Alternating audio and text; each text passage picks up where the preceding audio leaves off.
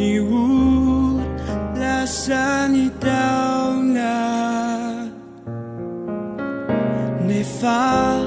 mananteny boly eo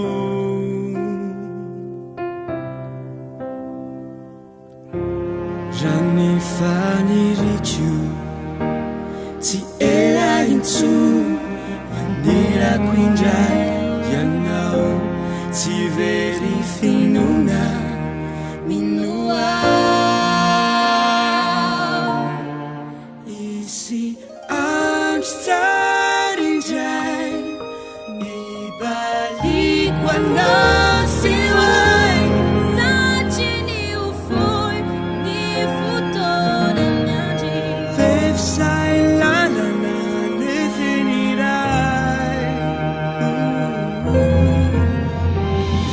soka mafy ny rivotra nanosika ny kasana lavitra tilakana izotra hoany amin'ny ilay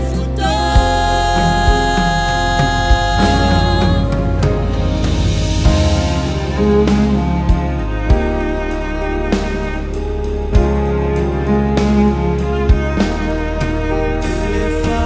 andro tsara indray mibaliko anao sy hoay lalana natao ampahery antsika yatrika ny hoavy miaraka am'zay